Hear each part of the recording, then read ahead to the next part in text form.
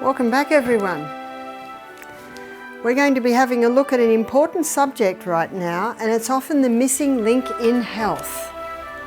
I get people say to me, Barbara, but I drink all my water, I exercise every day, I'm eating a plant-based diet, I have fresh air when I sleep, I'm not taking any stimulants, but every month when I get my period I have terrible pain. So that tells me there's a problem with the hormones. So what I'm going to begin with now is I'm going to take you through some of the symptoms of a hormonal imbalance. And Proverbs 11 verse 1 says that a just weight is not good, but a false balance is not good, but God delights in the right balance, and don't we, when the body is balancing right. That's Proverbs 11 verse 1. And our body runs according to precision balance. So what I'm going to do today is I'm going to have a look at what it's like when the hormones are out of balance. Then we're going to have a look at how it should run. Then we're going to have a look at what throws it out, because the curse causeless shall not come. Something has come in to throw that balance out. And then the last thing we're going to look at is how to bring the balance back, because that's what the body desires. And the body's designed to heal itself, so all we have to do is work with those processes. So here are some of the symptoms of a hormonal imbalance in a female. Very early periods, normal is 16 to 18, but most people have never heard of that today. We're getting girls starting to menstruate at 9 or 10. See, there's something amiss there. Heavy periods, very painful periods, premenstrual tension, stress and anxiety at that time of the month. Endometriosis, too much of the lining of the uterus is wandering, and when a woman has endometriosis, she has terrible pain the week that she has her periods, and I'll show you why that is.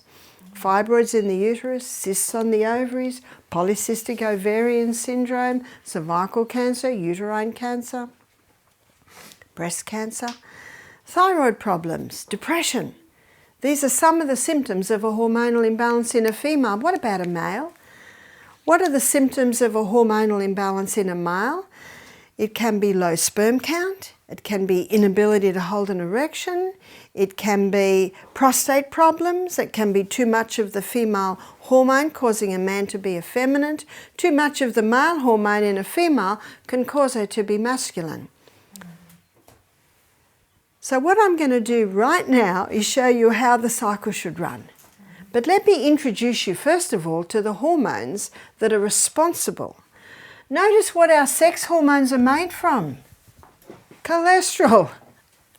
Dr. Malcolm Kendrick, in his book The Great Cholesterol Con, this is what he said: for the first time, normal levels of a normal vital body substance is being called a disease. You can see why I memorized it. Well said. If we don't have enough cholesterol, it's going to disrupt our hormones. Our hormones cannot be made properly. From cholesterol, the body makes pregnenolone. And from pregnenolone, the body makes progesterone. Progesterone is a key hormone. And from progesterone, estrogen's made. From progesterone, testosterone is made. From progesterone, adrenal hormones are made. That explains why I call it a key hormone. Progesterone is the precursor for the other hormones. Let me explain the monthly cycle. I'm going to explain it like a dance, because different players come onto the stage at different times of the month, or we'll call it of the dance. So the first hormone I want to introduce you to is progesterone, and progesterone is going to be wearing a green outfit, and progesterone's one of its roles is that of a happy hormone. And I was reading in Ellen White's that said that the home should be a very happy place. There should be laughter and lightness. Isn't that a wonderful place to raise children? But there are some homes where it's not a happy home. And it can be because especially the lady is not in a happy state. And it could be because she's lacking progesterone. And we'll look at why that would be so. The other player in the cycle, in the dance, is estrogen. And estrogen's main role in the body is that of a cell proliferator. So cell proliferator means causes massive cell growth, and it's the skinny young girl growing into a beautiful shapely woman that is what estrogen is responsible for. But if estrogen levels remain high, the beautiful shapely woman can get out of shape the other way. I liken estrogen to fire and water, good slave, bad master. And there are several proverbs that talk about the dilemma of when the slave girl becomes the mistress. Is that right? Mm-hmm. Not a good spot. It's very important, as is fire and water. But when it's out of control, it causes many problems, as you will see. So let us begin by looking at the monthly cycle. It's a 28-day cycle, or should be, and day 1 is the day that a woman begins to menstruate. And day 1, progesterone levels are low. So you could say progesterone's backstage, so to speak. Day 1 of the monthly cycle, estrogen is also low. But by day 7, it's beginning to rise up until day 14. At day 14, estrogen becomes the star player in the dance of the hormones. Let's go to the stage where the dance is played out, which is the reproductive organs of a woman's body. This is the uterus, they're the fallopian tubes, they're the ovaries, that's the cervix, this is the birth canal. So at this time of the month, with the rise in estrogen as a cell proliferator, estrogen is causing massive cell growth in the lining of the uterus, causing the blood nest to develop. Now, if estrogen levels are too high at this time of the month, too much of the endometrium is developed and it starts to wander all through the abdominal wall. There's your endometriosis. At this time of the month, with the rise in estrogen, eggs are being stimulated to fully develop. At this time of the month, under the action of estrogen, a form of lubricant is released in the birth canal. By day 14, it may be 15, a fully developed egg bursts forth from the ovaries, and the little filaments on the end of the fallopian tube pull that egg up, and the egg is moving up, up, up. So the fallopian tubes are ever moving like this, causing the movement of that egg. Now the hole where the egg bursts forth develops a blister, and that blister is called the corpus luteum. This little blister is very important because corpus luteum is the main site of progesterone production in a woman's body. Can you now see the importance of a woman ovulating every month? Because when she ovulates, that's the release of the egg, corpus luteum's made. That maintains progesterone levels, which is maintaining all the other hormones. So what effect does the rise in progesterone have? Progesterone increases a woman's mood at this time of the month to the point of increasing her sexual desire at that time of the month. Progesterone also has a ripening effect on the lining of the uterus. I liken the progesterone to the plasterers and the painters, putting the finishing touches on the uterus. But progesterone has another effect, and that is on the cervix. The cervix is the gateway into the uterus. So the cervix is like a little cushion with a little button in the middle. But let me look at it sideways. Sideways, it basically looks like this. There's the little cushions and there's a little mucus plug in the middle. Under the effect of progesterone, at this time of the month, the mucus plug is released, the lips come up just a touch tighter, and a special form of lubricant is released around the cervix. And this lubricant is designed specifically to facilitate the entry of sperm up into the uterus, as you will see. So you can see the stages set for the entry of man. Let me give you a few figures here. It is estimated between 2 and 500 million sperm are released with one ejaculation. It's the smallest cell in the human body is the sperm cell. Now sometimes up to half of that comes straight back out. Now if the sperm meet this cervix, not easy to gain entry because of the mucus plug and the lack of the special lubricant, but they're so tiny, a few may get through. But if the sperm meet this cervix, this lubricant literally grabs that sperm and shoots it up into the uterus. It's got a long way to go, long way to go. And some of them go down the long way, the wrong road, and they basically die and get taken away. But some go down the right road. Are you starting to see why God made between 2 and 500 million? And then, the sperm find their prize, which is the egg. The covering of the egg looks like this. Little folds. And the sperm has to nudge its nose into one of those folds. It's not easy to gain entry. It nudges and finally it makes its way in, and before it goes in it has to lose its tail. But as soon as it nudges into the egg, those other folds shut tight and a chemical is released that will kill off any other sperm that will try and gain entry. Incredible what science now shows us about the workings of the human body. At every step we can claim Psalm 139 verse 14, I will praise you, I'm fearfully and wonderfully made. Marvellous are thy works, and that my soul knoweth right well. Now if the conception happened, then progesterone soars 200%. So often do we say about a pregnant woman, she's just blossoming.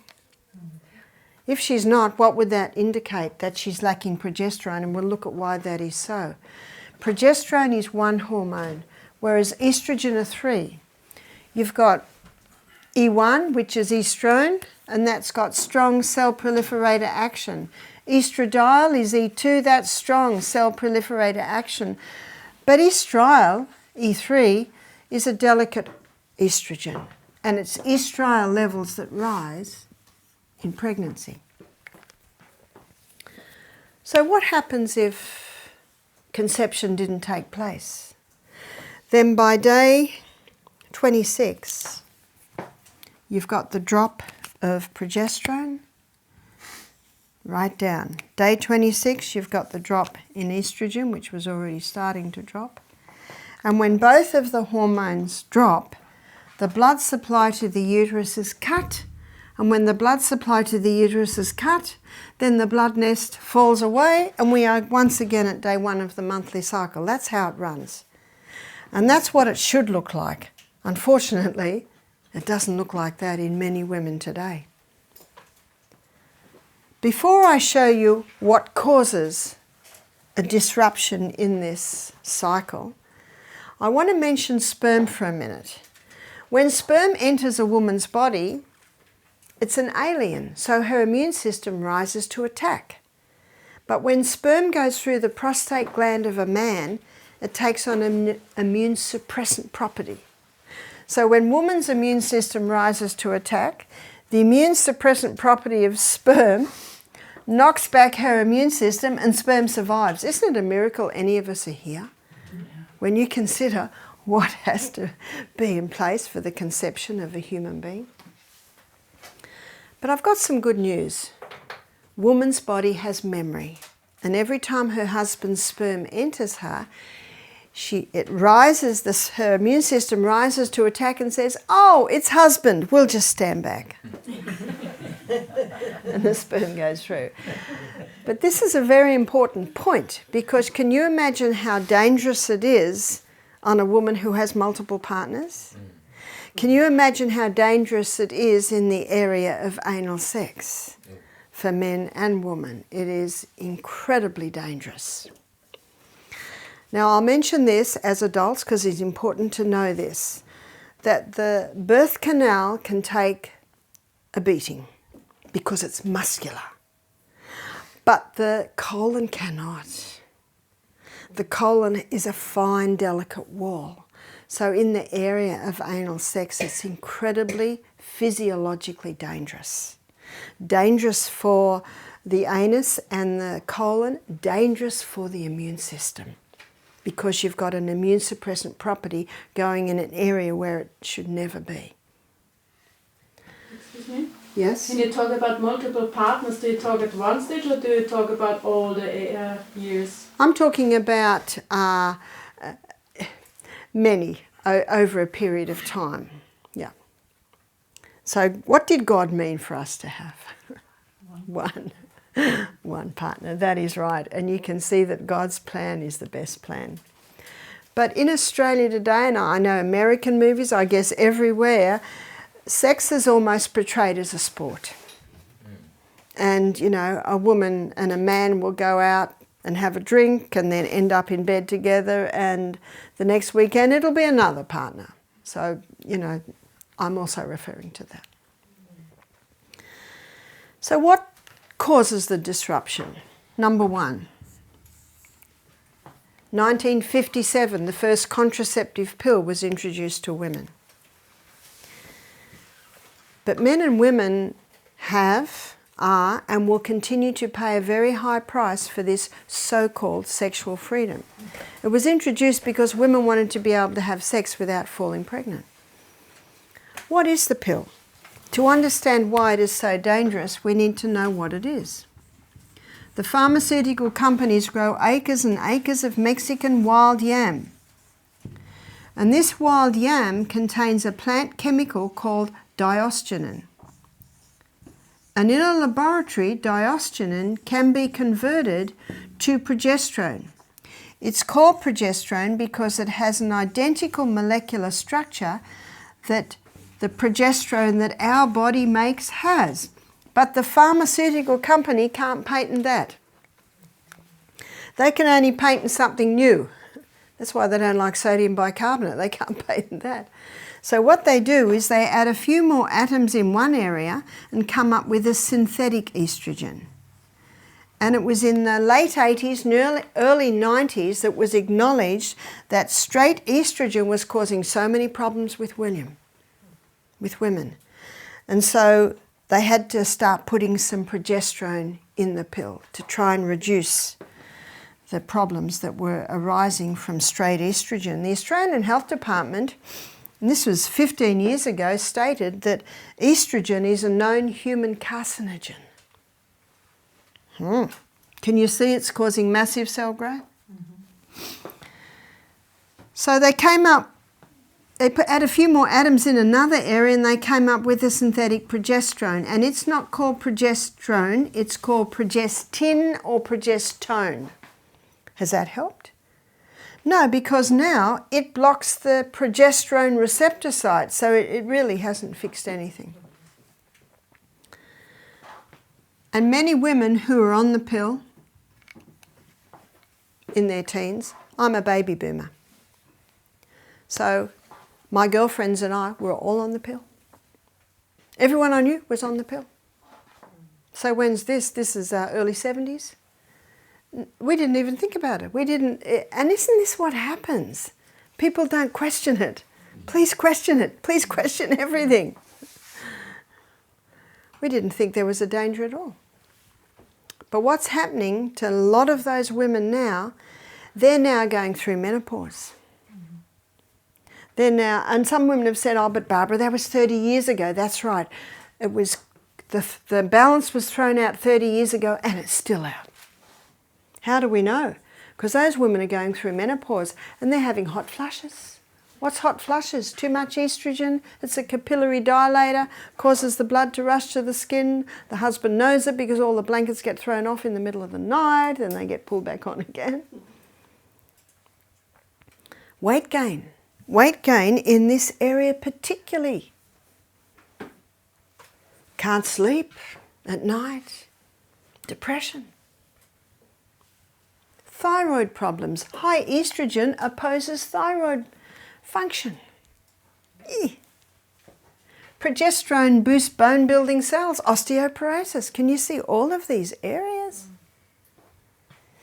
Elaine Hollingsworth, a health writer in Australia, she's written a book called How to Eliminate the Sickness Industry. She calls it the mass murder of millions of women.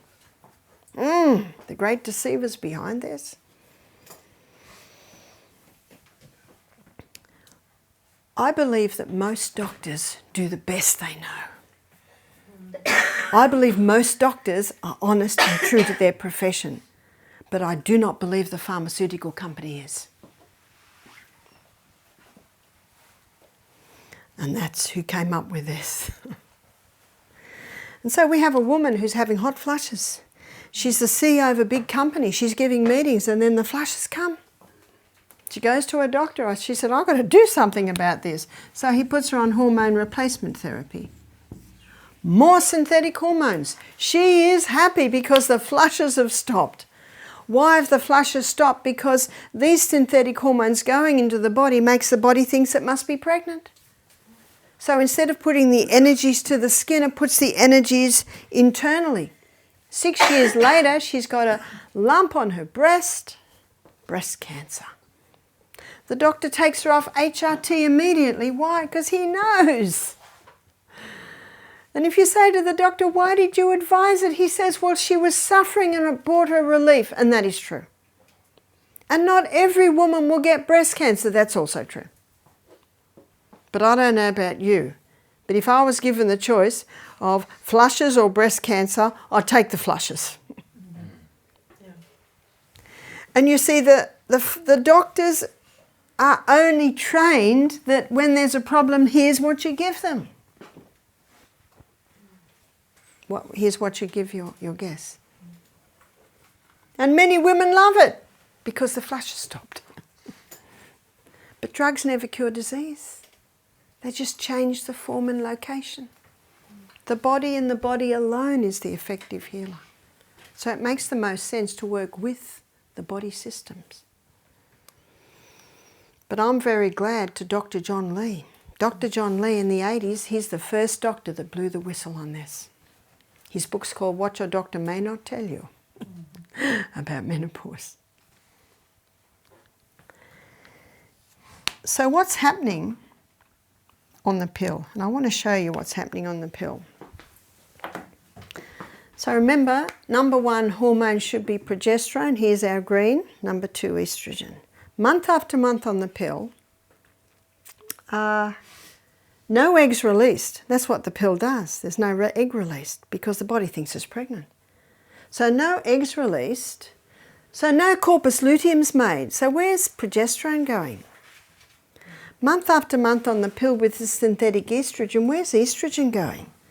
We've got now a big problem. It's called estrogen dominance. Where's estrogen? Up here. Good slave, bad master is a master. Where's progesterone, by the way? Down here. And what does this cause? This is the cause of the fibroids in the uterus. This is the cause of the cysts on the ovaries. This is the cause of the polyps in the uterus. This is the cause of the cervical cancer. It's one of the factors. Women having multiple partners and too much sex. It can certainly weaken that cervix. And when they're breaking every law as well. Can you see you've got some factors there? High estrogen causing too much endometrium. There's your endometriosis. And every month, when the levels drop and the uterus bleeds, all of those pockets bleed. That causes excruciating pain because that blood's got nowhere to go. One 25-year-old girl said to me, I've got endometriosis. I went to my doctor. He said, you'll be all right when you go through menopause. What's that, 25 more years of suffering?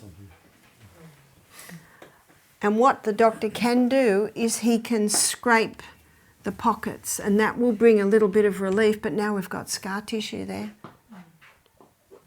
If you don't eliminate the cause, you will never have a cure.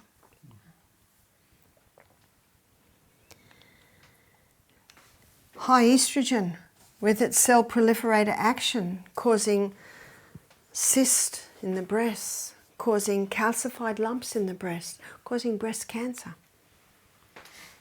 Where's the progesterone? Happy hormone's gone. This explains the premenstrual tension. I said to one lady, do you get premenstrual tension? She said, no, I just hate my husband for a week every month. She's got it. Another lady said, I don't know, ask my husband. And he's going, yes.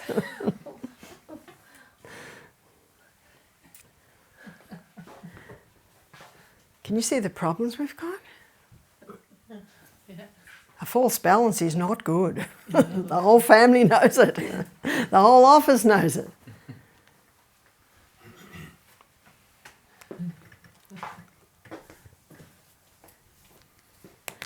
There's more. Because there are some people who have never been on the pill. Their mother was never on the pill. And by the way, if a woman's on the pill before she gives birth to her children, the man child and the woman child will both have some hormonal imbalances. So number 2, what causes a chicken to be fully developed in 5 weeks? Growth stimulants. Now it's against the law to give growth stimulants to chickens now. So they've genetically modified the chickens to produce more estrogen. That's why if someone wants to eat eggs and they want their own chooks, I say, do you know you almost have to go to a 100-year-old man who's got the chooks his father had and his father's had and his father's had.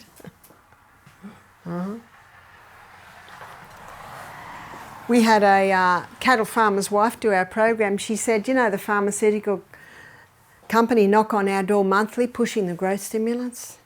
And they say, if you stop it at this time, it's not picked up in the blood test. But where is it? It's all through the tissues. Do you know the Bible says the whole creation groans under the curse of sin? Isn't that true? And Ellen White says the time will come when meat and dairy are not fit for consumption. And I do hope my illustration of Dr. Atkins didn't make you think that I think that meat and dairy are okay. No. No, they're not safe. For many reasons. And I really appreciate the China study where Colin Campbell showed very clearly what this does. So if it's in the meat, it's in the product. If it's in the chicken, it's in the egg. So what I really should say there, it's in the product. In fact, one of the worst is chicken. And how many people think the white meat's safer than the red meat? No. I've got a book at home by one doctor, and she claims that nearly every cancer can be just about attributed to chicken and what they're doing to chickens today. I don't know about here, but in Australia, you can't even get within about 2 kilometres of a chook farm because of the stench. And they're all in little cages, and they don't have any green, and ooh. Yeah? So you're saying if you have your own chickens, it's the same because they are passed on the genes? Or? Do you know it can be? That's why you really have to get a healthy chooks. Healthy chooks. And if you do like to have chooks and have eggs, then you've got to get the healthy chook, and you've got to make sure they're having organic grain, and you've got to make sure they're having greens, etc., etc. So if it's in the meat, it's in the products. What about fish? Well, you've got 80% of women on the pill or HRT, and the sewage goes out to sea. The fish feed on the sewage. Some fish farmers are finding their fish aren't reproducing anymore. Or they're finding male fish with female tendencies, vice versa. But the fish isn't the end of the food chain, is it? The human eats the fish. That's why the message that we have of medical missionaries is showing people the superiority of a plant-based diet. There's more. Plastics. Now, I hope I don't stress you out, especially ladies, if a lot of your clothes that you've bought with you have polyester, nylon, acrylic. You'll be able to buy natural fibre very soon. But this is a contributing factor. Ladies, how hard is it to find a bra made out of cotton? Most bras are made out of nylon. A lady said to me a couple of days ago, my husband said, you got to go out as quickly as possible and buy some cotton bras. And just watch what your underwear's being washed in, because your skin will take in those chemicals. So plastics, the plastic fibres are acrylic, polyester and nylon. They're the three really plastic fibres. Now I have got a very pretty dress at home and it's made out of polyester and I love it. But guess what? It doesn't touch me. I've got a silk petticoat on underneath. It's touching the skin. Be careful what you're drinking out of. You need stainless steel or glass, or you can get hard plastic. And hard plastic is free of the phenols. Let me show you what I mean by that. Estrogen, in its molecular structure, has a phenyl ring. That phenyl ring is the key that unlocks the door to get it into the cell. And most plastics today have nonylphenol to soften them, or they have bisphenol A. And bisphenol A is found in a lot of plastic bottles and also lining tins. You know how tin, have you seen when you buy something in a tin it's got a plastic lining, bisphenol A? But you can get plastic bottles. You've probably seen mine, the hard plastic. It's BPA free.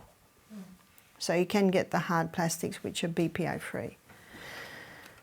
You see, those plastics have the phenyl ring. So when I was a teenager, that was in about the 60s, my brother's 2 years older than me. And when he was 18, he got his first car. It was a Zephyr, second-hand. And he just loved his Zephyr. But the dashboard had a big crack in it. Did you notice that dashboards used to crack? Mm.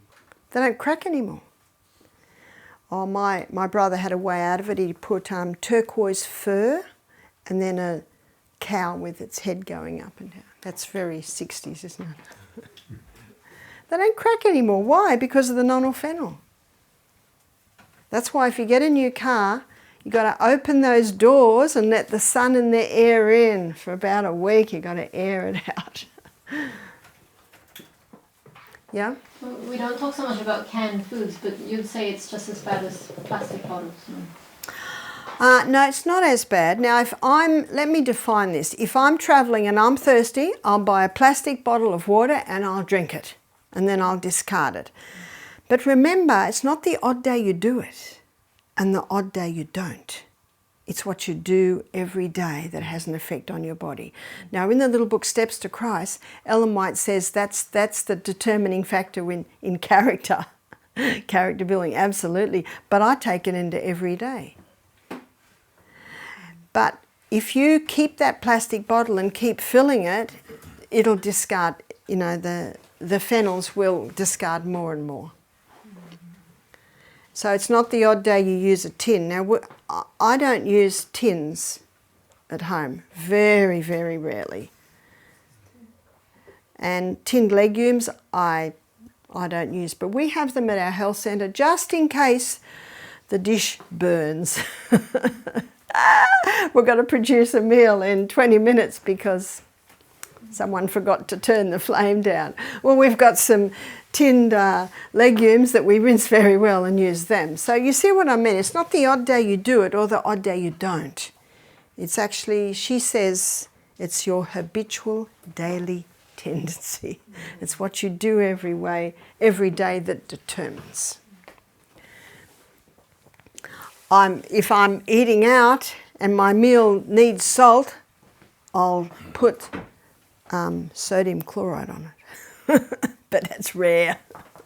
That's very rare. So remember, it's your habitual daily tendency that really determines your health. So these plastics have the nonylphenols in them. Herbicides and insecticides. Now the worst is the glyphosate, also Roundup, glyphosate. In some countries it has been banned. It is so dangerous. If you eat potatoes that are not organic, they use glyphosate to kill the tops of the potatoes. So every potato that's not organic will have traces of glyphosate in it. I know Sri Lanka has has banned glyphosate because so many of their rice farmers were getting, it's more the endocrine cancers, so the liver cancers, and even their children were getting sick. In fact, we've always thought that the Roundup was safe. There's even been meetings where they drink it and say, see? Well, I wonder what they'd be like now. Because glyphosate works on the hormones in the plant, so it's going to work on your hormones. Also, chemicals, get the chemicals out of your homes. One of the first things people do is go home and go into their laundry cupboard, under their kitchen sink. Have a really good look at what's in there. Now, you might have heard of xenoestrogens. Xenoestrogens meaning estrogen mimickers. So these are your estrogen mimickers because of especially the plastics with the nonylphenols and the effect that they have on the estrogen receptor sites. So let me show you these estrogen receptor sites. Here's 3 cells. Here are 3 estrogen receptor sites. And the first one we're going to have a look is the xeno, which is the ones coming from the plastics, herbicides, insecticides, chemicals. They are 20,000 times stronger than human. So how big are they? They're big. How big's human? It just sits in the cell beautifully like that. But the human estrogen is 20,000 times stronger than the plant. So how big's the plant? It just slips into the very lining, just a tiny little thing. And that's the natural estrogen that you find in a lot of greens, that you'll find in soy, that you'll find in red clover. And you've probably heard, don't eat soy because it's got estrogen in it. Well, it has, but they're very minor. But let's have a look at the soybean grown in America today. It's called Roundup Ready. Why is it called that? Because it's been genetically modified to resist Roundup. And one farmer told me five times before market, the whole field is sprayed. So problem number 1, it's genetically modified. Problem number 2, it's full of Roundup. That is the soybean that will increase breast cancer, prostate cancer. A friend of mine did a thesis on soybean for her nutrition course, and people ask her, tell us about soybean. And she said, I've got a 1-sentence answer. God made it good, man mucked it up. So don't be afraid of eating soy, just make sure it's organic. Now these xenoestrogens have the strong cell proliferator action, as I just showed you, that you'll find in the estrone and the estradiol. So how can we turn this around? God is so good to give us a body with an inbuilt ability to heal itself that when you give it the right conditions, it responds. Number 1, you've got to turn the tap off. Eliminate. Eliminate the pill. Eliminate HRT. Eliminate the meat and its products. Eliminate the plastics, chemicals. So how are we going to manage our births? Sex is 2-part, contraception should be 2-part. The woman has a role and the male has a role. What's the woman's role? The woman's role is to know when she's ovulating, and her body will give her 3 signs. One sign is she takes her temperature every morning and she charts it, and she will find her temperature will do this. It'll drop and go up onto a higher plane, and that's her sign that she's begun to ovulate. And that will usually happen around day 14. My daughter Jessica, she's 40, she said, Mum, look at the app on my phone, it tells me when I'm safe or not safe. You can even get an app on your phone now, and she punches in her temperature every morning. That's one sign. What's another sign? Another sign is the vaginal mucus. So when estrogen's high, the vaginal mucus is not as much and it is white. But when progesterone's high, the vaginal mucus is much more profuse, it's clear and it's stringy. So that's another sign, and the lady can just chart it every day. And her third sign is she tests her cervix. So it's as simple as testing the cervix every day. Now at first she's got nothing to compare it to, but as the days and the weeks and the months go by, she starts to see definite changes at this time of the month. So when those three signs come together, it allows the lady to define exactly when she's ovulating, and it usually happens in this week here. So what the lady does, she says to her husband, I'm safe, I'm not safe, I'm safe. So now, what's the husband's role? The husband's role is at this time of the month, he either wears a condom or he masters the art of withdrawal. And I read an article about the Italian men who prided themselves in mastering the art of withdrawal to prevent their women getting pregnant. And I thought, how nice! Because I know in Australia the woman has to have a tubes tied, or she has to have a marina put in, or she has to go on the pill. You know, that's what and here is the man takes charge. What about a vasectomy? I would not advise a vasectomy. So when Michael and I married, I was almost 44, he was 40, and he said to me, do you want any more children? I said, I think we've got enough. I had 6, he had 2. He said, I agree. He said, should I have a vasectomy? I said, there's no need. There's no need. I said, we can do this. And we certainly did, because I was fertile for another 15 years before I stopped menstruating. And yes, we didn't fall pregnant. I didn't fall pregnant again.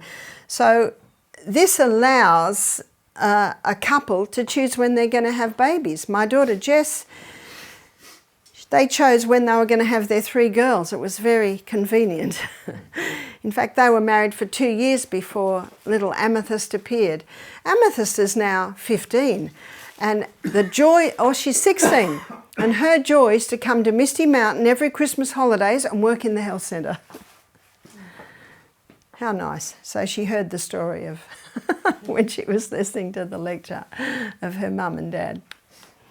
And you know, Amethyst did not develop early. How nice. We can actually change the genes around, because her mum and dad both grew up like this, with this diet, and so they gave a better hormone gene pool to their 3 girls. How nice. So eliminate the pill, eliminate HRT. What you'll hear today will allow a woman to stop the HRT. Eliminate meat and its products. I think that with some of our guests, they're not interested in that. And that's what it's very important to be as medical missionaries. We need to be open to all walks of life. So I say to people that say, no, I'm not going to stop my meat and dairy. I say, well, it must be organic. And one lady said, well, I'm not going to eat much if it's going to be organic. And I say, well, you're going to learn some delicious meals while you're at our place. So that's what we say. And most people are looking seriously at how they can eliminate all that. So number 2, your liver is a powerful organ and has the ability to eliminate excess estrogen. And it'll do it down one of 2 pathways. The liver will eliminate the estrogen down the hydroxy 2 pathway. So that's the hydroxy 2 pathway. If it sends the estrogen down the hydroxy 2 pathway, it's out of the body. But if it sends it down the hydroxy 16 pathway, it comes back into the body 100 times worse. So what I'm going to show you now is what stimulates this and inhibits this one. And it's various foods can stimulate the hydroxy 2 pathway. And one is the cabbage family. Oh, it was so lovely to talk to my husband and hear that they're just starting to eat the cabbages that I planted before I left. The cabbage family contains indoles, and I did see in the hothouse here that has everyone seen through the gardens here? It's very impressive. These cabbages contain indoles, and those indoles stimulate highway 2 and inhibit highway 16. And a lady showed me a supplement she had. She said, a naturopath put me on this supplement to help balance my hormones, and I had a look at it, and it had indoles in it. $100 a month it was costing her. And she was so happy to hear that all she has to do is include something from the cabbage family nearly every day. So that's cabbages. That can also include sauerkraut. And sauerkraut's a great food to help maintain your good flora in your gut. And we'll look at that in a little bit more detail when we go on our journey through the gut. Brussels sprouts, broccoli, cauliflower, bok choy, they're all part of the cabbage family. So they all contain the indoles, which stimulate hydroxy 2 and inhibit hydroxy 16. Vitamin B. And the highest source of our B vitamins is found in our raw nuts and seeds. So it's nice to have a little handful of that every meal. Vitamin B6, B9 and B12 particularly. When we go on our journey through the gut, I'm going to give you the vitamin B12 story, which is very misunderstood. Vitamin B12 is a bacteria. So when you eat an apple off a tree or a strawberry straight off the plant, you're getting B12. I wash them if they've got dirt on them. But if they haven't got dirt on them, I don't wash them. Licorice. Now this is the herb licorice. If someone's got high blood pressure, no licorice, because licorice can pop that blood pressure up a bit. Yes? So the seeds and nuts, are they superior if they're soaked? Is it better if they're soaked? Many people say that. Soaked in water? Ah, yes. I don't know if you've ever soaked the nuts and dehydrated them, but they certainly lose that lovely strong flavour. As long as you chew your nuts very well, they're fine. Flaxseed. Ground flaxseed is a great additive to breakfast, but make sure they're ground and eaten within an hour of grinding, because as you'll see when we look at fats, they deteriorate very quickly when they're exposed to the light, heat and oxygen. Doesn't have to have it in the freezer or the fridge. If you grind them, you can keep them in the freezer. But too much, if you eat too much, it's not too good because it contains cyanide, I believe. Interesting. Does it contain cyanide? Your apple seeds contain cyanide, your apricot kernels contain cyanide, and the bitter almonds contain cyanide, and flaxseed a little bit. And when that goes into your body, the enzymes from the pancreas release rhodonase. And when rhodonase gets into a cancer cell, it kills the cancer cell. So you can't have too much.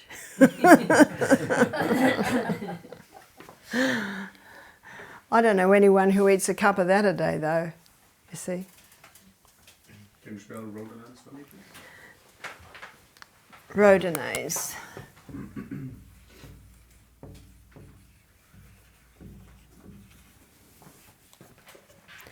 See, what rhodonase does in the cell, it disarms the cyanide, but cancer cells don't have rhodonase. So that's how it can kill the cancer cell. But a couple of things there, you've got to be eating them, and you've got to have some pancreatic juices left over from digestion, and if a person's eating a highly processed meat diet, there's hardly any pancreas left over from digestion. Yeah? So are all of these, cabbage, vitamin D, vitamin B, licorice and so on, are they stimulating the liver elimination of estrogen? That's right. Yeah. That's right. So the first point is stop what's disrupting the hormones. The second point is let's get rid of the excess estrogen. And the third one is a cream called the Anna's Wild Yam Cream. And the Anna's Wild Yam Cream is an Australian cream, and this cream contains diosgenin. The number one ingredient is the Mexican wild yam. The number two ingredient is Vitex or chaste tree. When this cream is applied to the skin, the fat cells take up the diosgenin and it stimulates this pathway that the body uses to make progesterone. And when you boost progesterone, you automatically bring estrogen under control. If the estrogen's too high, it'll bring it down. If it's too low, it'll bring it up. Same with testosterone and your adrenal hormones. You can order it online, or if you get together and order a box, you'll get a cost.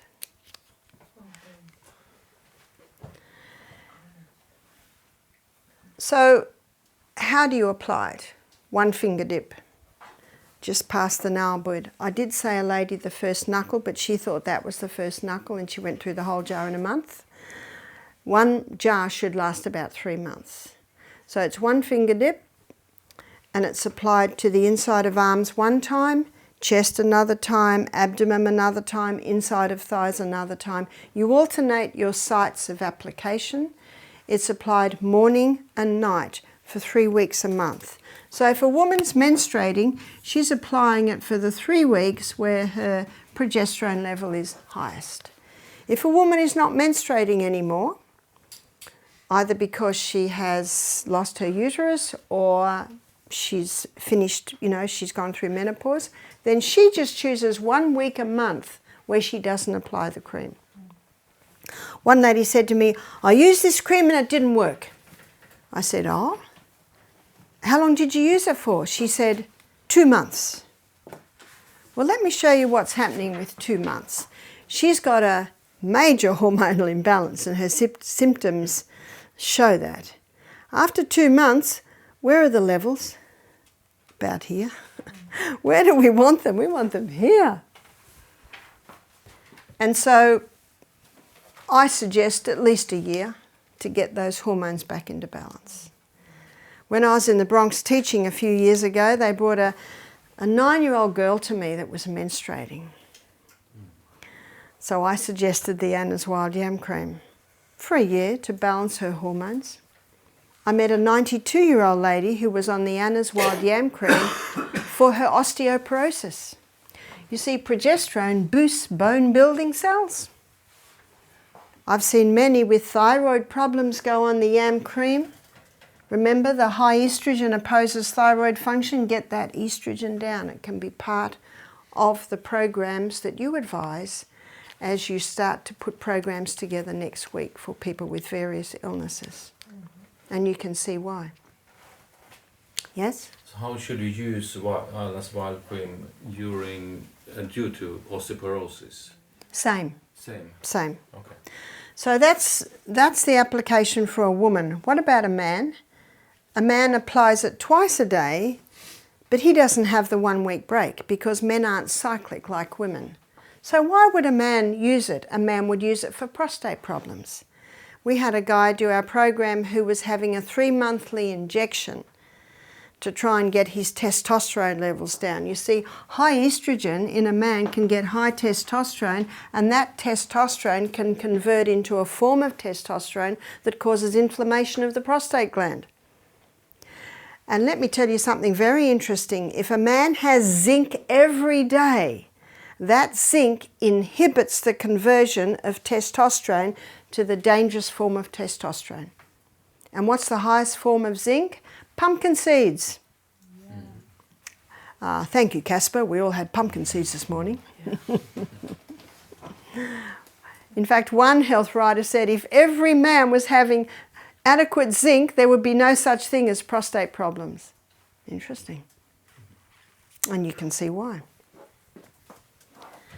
So for a man, he would use it for prostate problems. And so this man, I started to tell you the story, he heard this. And he was having a 3-monthly injection to get his testosterone levels down. He developed breasts and he was having hot flushes. He heard this and he made a decision. No more hormone injections. He started to use the Anna's Yam Cream. He started to drink more water. He started to go to a plant-based diet Because one cause of a hormonal problem can be just too much chicken and eggs. You can see that? He started to exercise, started to go to bed early, stopped his daily cup of coffee and his weekend red wine. Can you see that these are the true remedies? They're the true remedies. That's not the true remedy. They're the true remedies. That's your basis. Now this will certainly help. Remember Psalm 104 verse 14? God gave herbs for the service of man. So the herbs can come in and help, but you must have that foundation. And I think the reasons why, even though I was on the pill for a few years before I gave birth to my baby, I think because I lived the true remedies, I didn't see any hormonal imbalance in my children. They can do it, but they take a lot longer. Whereas most people with a hormonal imbalance, they're wanting help quick. And God gave the herbs for the service of man. So some say, well, what if you eat the wild yam? Well, Dr. John Lee, he says, if you eat it, you lose it because the liver detoxifies it. He says you can get 400% more of the actives via the skin. So that's an interesting point to take note of. So this man implemented the lifestyle and started the cream. His wife emailed me 10 months later. She said, I've got good news. She said, the breasts have gone down, the hot flushes have stopped. He's just had a test at the doctor and his testosterone levels are the best they've been for years. Wow. What an amazing body we live in. That's implementing the true remedies and taking the herbs to help shift that balance back. And so the fourth point must always be the true remedies, or the 8 laws of health. Disease is an effort of nature to free the system from conditions that arise because of a violation of those laws of health. That's why what you basically teach is this. And you teach it in detail so that that information, you win your health guests with that information. One man said, Barbara, everyone tells me to drink water. But he said, you told me why. And now he's drinking water. And why is the man that the trip I was at, he's starting to eat veggies. He said, everyone's told me to eat veggies, but you've told me why. Do you know God made our brain that way? Isn't that true? He made our brain that way. And we're to question. 1 Thessalonians 5:21, prove all things and hold fast to that which is good. We're supposed to be the head, not the tail. The only hope of better things is the education of people in right principles. So I go to churches and teach this, and some of the church members come. Many don't because they think they know it all. Some of the church members come, and I am teaching the students, but I can see who else I'm teaching is the church members. And one church I went to, we gave meetings all week. The people were excited because this is exciting. I never ever tire of presenting these things because they're exciting. And they filled the church every night, 80 people every night. And then we said to them, and I'd tell them all week, on Saturday morning, I'm going to show you how to rewire your brain. I'm going to show you how your brain can get smarter and wiser with age, so everyone's interested. And then we say, it will be in our church service time, so there'll be a few hymns. Australia's such an ungodly nation. So this is why we say this. And they're not listening to, you know what they hear? I want to rewire my brain. And so they come in, and you know what the speaker says? He says, come in early. So they come early and they've got the seats, and then all the members that haven't been to the meetings all week, they come in and their church is full. So we have to put them in the hall. And they've never seen so many people in church before. Isn't that interesting? Why have they come in? Because you've appealed to their intellect.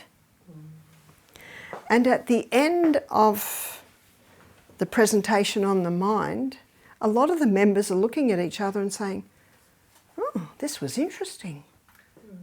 And the meetings are finished. So you go back next year, you'll double your numbers because a lot of people just tasted of that information. And whose information is this? It's God's. It's God's information. So when the health retreat in Alabama and another health retreat in Denver, they're running our Misty Mountain program now. And you know why? It works. And one of the guests said, did you sell it to them? And I said, no, I just gave it to them. Not mine to sell. Freely you have received.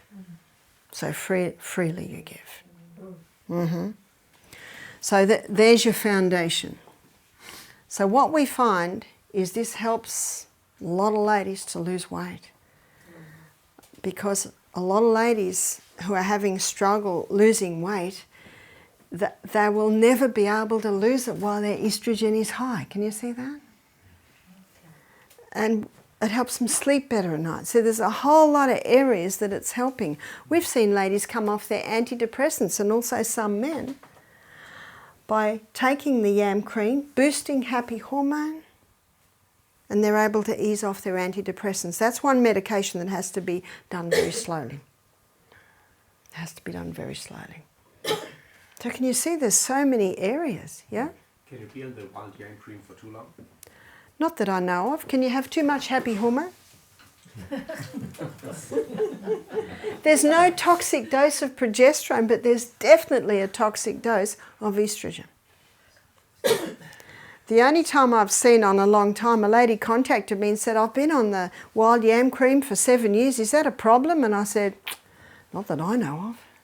Should I just feel so good on it? But we find most people 1 year, sometimes 18 months, is usually enough. Yes? You mentioned a few diseases that can be explained with this. So we have the whys here.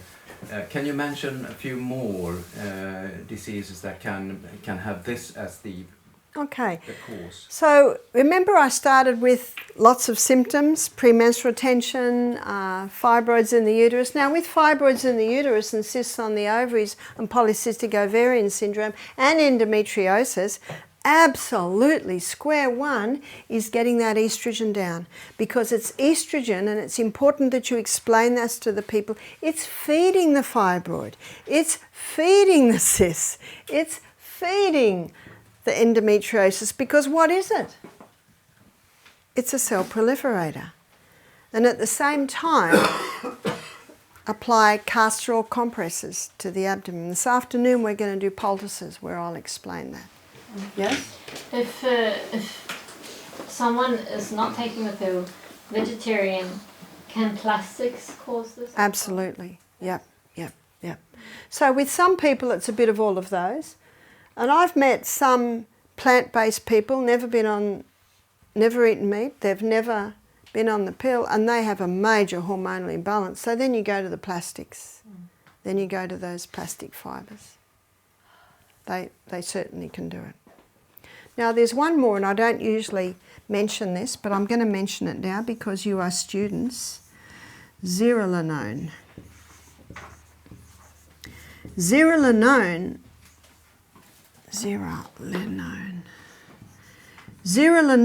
is a mold waste. And zearalenone is commonly in grains. In fact, in most countries they test grain for levels of zearalenone. And zearalenone has an estrogenic effect. Now in Australia they test for zearalenone levels, but there'll never be zero zearalenone. You know how they say they consider this level safe but this level not? And Australia grows so much wheat. We grow mountains of wheat. and we store it in big silos. And you get a cold frosty morning and a hot sunny day, what's happening in the silo? It's a mould waste, it's zearalenone. Now the reason I'm mentioning it now, it has an estrogenic effect. So people that are eating cereal and toast for breakfast, sandwiches for lunch, pasta for tea, and biscuit, cake mid-morning, mid-afternoon, there's that overload of carbs, but it's overload of one type of grain. What's that? Wheat. But it's only on wheat, or was it on other? It's mostly on wheat. Well, it's the wheat that they test because we grow so much wheat. We grow tons of wheat because Aussies eat so much wheat. You go into the cake shop. What grain is everything made out of? Wheat.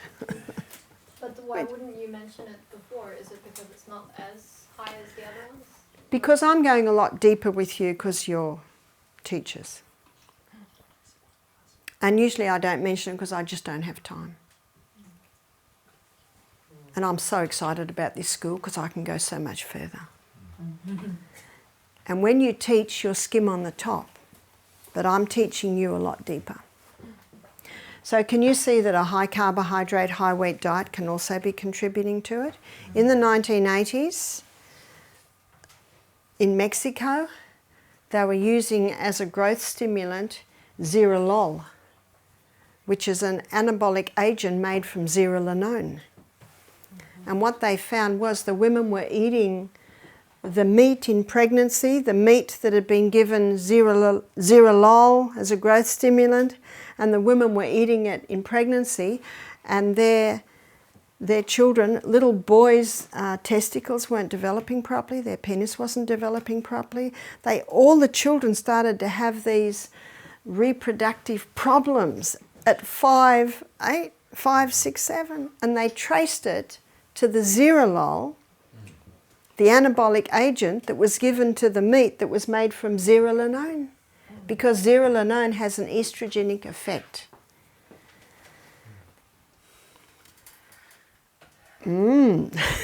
So this is another reason why get that wheat down, yeah? And that the other food with estrogenic effect? No. No, okay. Well, the plants, but I showed you the plants, it's very low. Okay.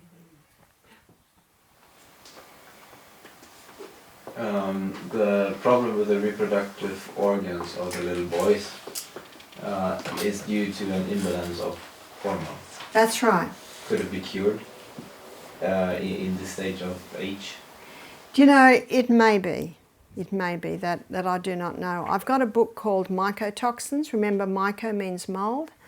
And this book on mycotoxins, it's mycotoxins and the effect on animal and human health. And I got the story in there from there about the Rice Act that I mentioned yesterday, and I got the story in there that I just told you. So, you know, this book is showing the mycotoxins and the effect on human health.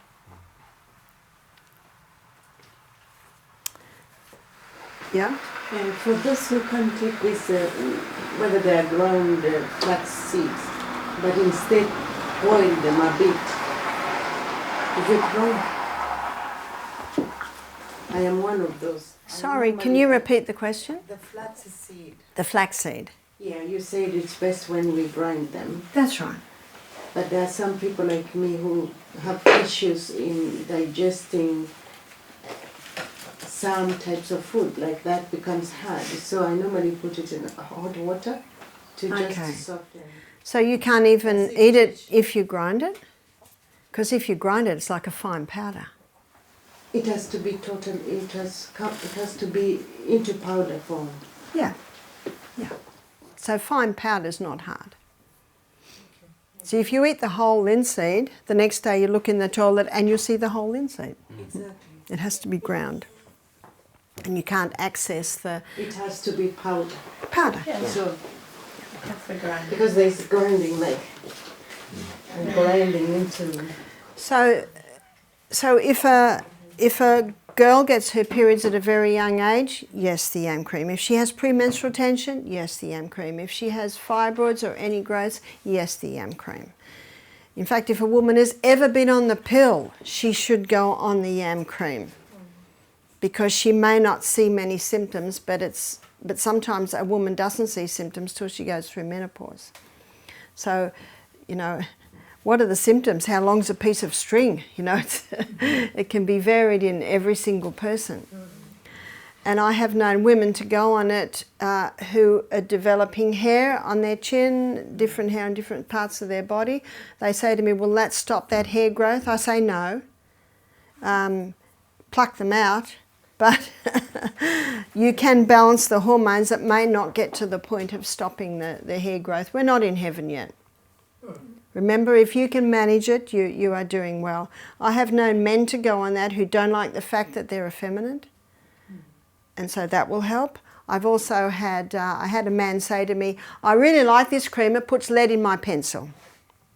So I think you know what I mean by that. It allows him to have erections, which he was unable to have. It might not bring a 50-year-old man back to what he was when he was 20, but it can certainly help. So there are so many areas where it helps. And that's why I wanted to show you what throws the hormones out and how to bring the balance back. And when you understand these hormones, and then you understand why it has such an effect. So what I also find, I'd like to look at the menopausal woman in our last 5 minutes. We're nearly there. Let's look at the menopausal woman. Here are common symptoms of a woman who has a hormonal imbalance. She's having hot flushes, she has weight gain, she's not sleeping properly, she has no desire for sex. The yam cream can help all that, absolutely. But another problem that she's finding very difficult is sex is painful. The lubricant is not made anymore, and the cells that line her vagina are incredibly tender. So what can be done for that woman? There's something that's becoming popular. It's called yoni stones. And yoni stones are made out of nephrite jade. They're like a green marble, and they were developed in the Chinese dynasty to help the young concubines be sexually toned for the emperor. So why are they helping women today? Well, let me tell you why. So let me draw the stones up here. So this is the largest stone, and they look like an egg. Here is the second largest stone, that's say the middle-sized stone, and this is the smallest stone. And they have two little holes in the bottom where a bit of dental floss can be exerted for easy extraction. So what a woman does is she takes the largest stone and she inserts it until it touches her cervix. She won't even know it is there. And she wears that for 1 hour a day for the first week. 2 hours a day, week 2. 3 hours a day, week 3, 4 hours a day, week 4, 5 hours a day by the 5th week. And then she continues wearing the stone 5 hours a day for say 6 months. By then her pelvic girdle is strong. And she can go over to the middle-sized stone. And she might wear that 5 hours a day for 6 months and then go to the smaller stone. So let me draw the pelvic girdle and show you why this is so important and why it is helping women. So the pelvic girdle when stretched out.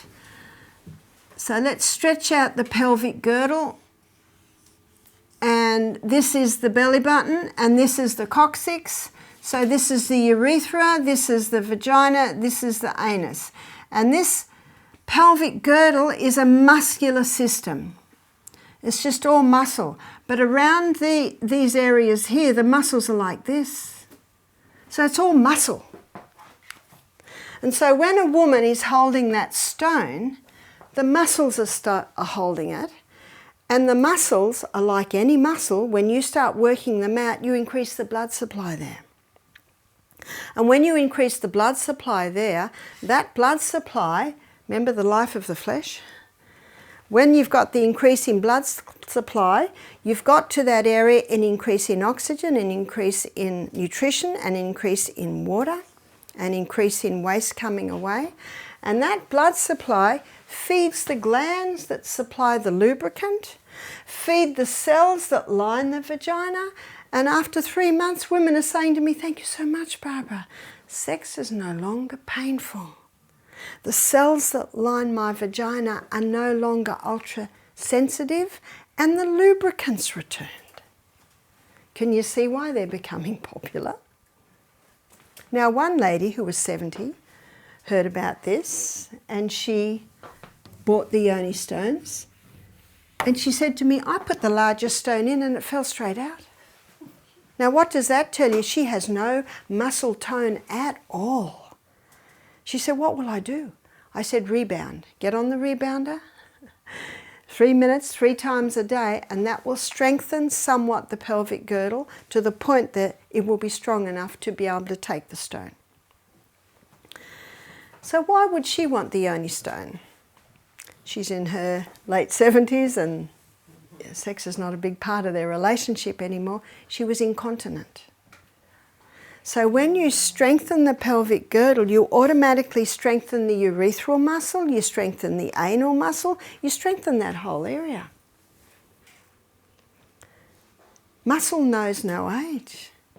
And I've had ladies come to me and say, "I had a prolapse." What's a prolapse? That's when the uterus drops right down to the opening of the vagina. You can imagine how uncomfortable that is. And these ladies, both of them had surgery where the doctor said he could sew it up, but he had to put mesh in there.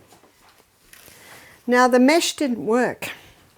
So now they've got a prolapse with mesh until they wait until there's a vacancy in the hospital to have the whole uterus taken out. And then they heard this lecture, they said, "If only we'd known." So why does the doctor use mesh? It's not his fault.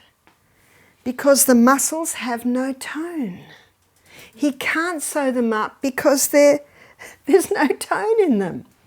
It's our responsibility to keep our body fit, strong, well-nourished. So that if a problem arises, but by the way, I'd like to suggest if your body's fit, strong and malnourished, you probably won't even have a prolapse. But then some women have had a prolapse because when they gave birth, it didn't go quite right, and the doctor did the best he could. But you see, we're fighting gravity here, and strength comes by fighting gravity. And it's also important for women to squat. Can you squat? Every day, every day. We should squat. My husband can even squat now. Now, he doesn't have a pelvic girdle like ladies do, but he's so excited that he can squat. Yes? What are the primary causes of bad muscle tone? Is it Primary causes of bad muscle tone is basically a violation of the laws of health, but the cells aren't nourished, the cells aren't well watered, the cells aren't well rested, but the muscle cells are not used. But in that particular area, I mean, it's just enough to walk then and get that kind of exercise? Or is it Well, giving birth? Not many people walk. Not many people exercise. And you can't blame birth because I've had 6. You see, it's not birth. Women's body was made to birth. Yeah? Would the squats also have men who are urinating very often during the night? Yeah, it can help a little bit, but prostate problems, that is one area where the yam cream can help. Yeah. My daughter Emma gave birth to twins 17 years ago, and both twins were about 6 pounds, so that's a lot. She said that her stomach came out to her middle knuckle. That's a long way. And after she gave birth, if she coughed or sneezed or laughed, she'd lose a little urine. And she just thought, this is something that I have to live with because, the pressure of the babies. And then she heard about the yoni stones, so she ordered them. She used them, and after 3 months she could laugh, she could cough, she could sneeze, and she would not lose urine. She strengthened her pelvic girdle. Women that squat a lot have a much stronger pelvic girdle. I can squat easily because when I was pregnant with my last baby, he's 33 now, I read a book called Active Birth by Janet Velasquez, and she advocated squatting. So I squatted 10 minutes every day to get used to squatting. And when William was born, the whole baby flew out with one push with the bag intact. Oh, that squatting's powerful. They had to catch him. And then I continued to squat because it was now a comfortable position.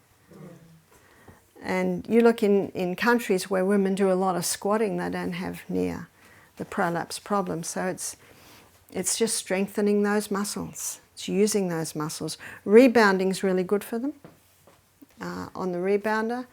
And strengthen your core.